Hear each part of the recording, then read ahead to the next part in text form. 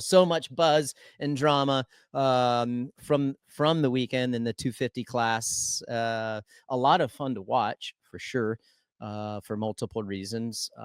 But going back to the Deegan and Juju, I think that made the night. Myself, like if I'm watching the broadcast, so here's the pass in the heat race, and you just had to wonder when the antics would start between these two, and they lined up. This is a heat race. Deegan squares him up and goes up the inside. It wasn't massive contact. Nope. And I probably would have done the exact same thing. He slides his rear tire over. Juju got to the very tip top part of the berm, and then when it looks as though when Deegan slides his rear tire, boom, it pushes up Juju even a little bit higher, and then there was just nowhere to go, and the top of the berm gave way, and he goes down. When Deegan looked back, I thought the reason he looked back is not to see if the dude fell, but I don't know that Deegan felt that he hit his bike and that maybe Juju was going to cut back underneath him. That was kind of my analysis and what I saw. And tell us, RV, where your standpoint is from what you saw in that move. Was it fair? Was it not fair? Would you have done the same thing? Walk us through it. Yep, I think it was a totally fair move. To your point of Haiden coming up the inside, pushing Juju a little bit high as they're coming in here, and watch. You can see Juju look over at the last second right there. So he was anticipating something to happen, and I think the look back was 100% correct, Ricky. I think he was thinking that Juju was going to spin the rear of that bike around and come up the inside, and that didn't happen. I put that on just an experience-based thing, right? Hayden's had a little more experience than Juju, especially in this position as a championship position, racing up front every weekend. Hayden's done that a little more often than Juju. So I'll chalk that up as like that was a big learning experience for Juju right there. It wasn't dirty by no means. Anybody would have done that. That was a clean pass.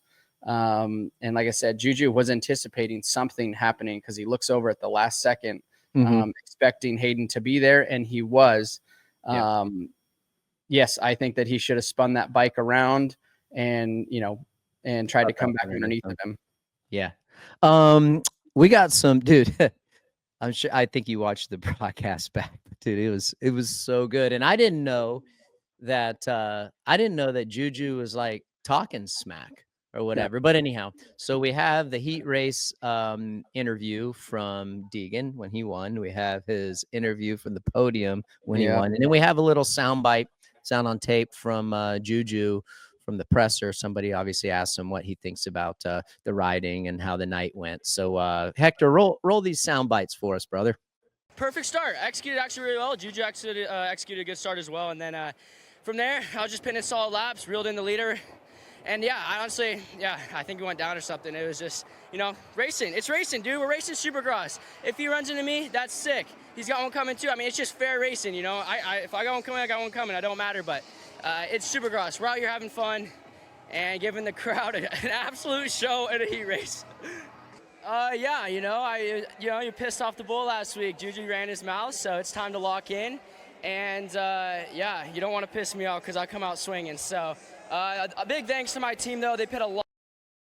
It's fun. We're having fun. No hard feelings. We're racing dirt bikes and we're here to win. So if we got to race like that every weekend, we're gonna race like that.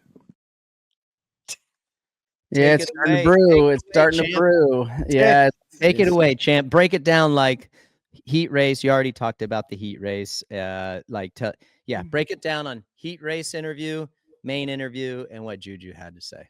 Yeah, I think, look, you got two different stances on it, right? Like you got your, Haiden. It's not like we haven't seen Haiden, speak like that or bring in that type of confidence or even cocky side of. I love it though, dude. That was fun. That was fun to listen to. Yeah. No, it was like you have two. It kind of feels like two polar opposites, right? Like you got Juju sitting over there. Hey, I'm okay with it if we're gonna race like this head to head. I know what's to come now, and I don't think there was anything. I think it's good for the sport. Obviously, Haiden was able to back it up, right? Like I've said it multiple times on the show. If you're gonna speak, if you're gonna go down that road and be like that, a little bit cocky and be that guy, you better back it up. Well, he has backed it up every time he gets on the gate, pretty much, at least from a championship standpoint. He has backed it up. I just think it was like a big win, learning. dude. It's like the win this weekend. RV. He's like, all right, where you at, bro? Yep. Freaking guy goes out there and wins. Yep. Yeah, exactly. So, but like I said, a big learning situation for Juju, not being in this position before, also not racing Deegs head to head like he has been in these first 3 rounds. So it's gonna be interesting to see what Juju can do with that ammo, right? Like, you know, that type of mentality. If he can, to me, he looks very headstrong. And what, like I said, what can he do with it? Can he retaliate in a way that either Hayden's not expecting, or can he just come back and be, you know, just nip away at him, kind of like the Dungey, you know, the Diesel side of it, where it's just like you're there every single weekend and you're going to force Hayden into a mistake. I think it's going to be tough to force Hayden into a mistake. You're going to need a lot of pressure on him. Yeah, I think that if it's me, I'm taking the high road every single time, you know, because no matter what you do, I feel like if you fuel the fire, he's just going to keep coming back for more. Deegs is right. He's one of those dudes. You ain't going to put him down on the media side and the talking side. I don't think that ever stops. If you retaliate, he's just going to double down.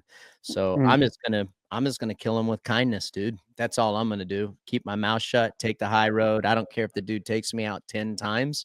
I'm just going to take it like a champ and keep working hard and get the best of them, or do the best that I can get the best of them on the track. That if I'm Juju, that's what I'm doing, dude. Yeah, I think almost fly under the radar, like you're saying, and try to improve and bridge that gap up to the speedwise. Obviously, as we saw, I know Juju went down, you know, and he wasn't able to retaliate in any way or see if he could catch him, catch him. So, but I think, yeah, fly under the radar. Try not to get too chirpy with obviously the comebacks to Hayden, and catch him off guard, and hopefully, you know, when he can do that, it's either Juju's having a good night and he can run it in on him and you know, race for that race win, you know, and get into his head that way. Like be so mentally strong, whatever Hayden's saying, you can't crack that shell. Yeah. Nope, you're exactly right. Good stuff. All right, last notable before we turn the page and we give you guys our answer on the Motorsports and NBC's community poll. Thank you, by the way, for the community poll, because we have 6,000 people that voted for that. That's pretty strong.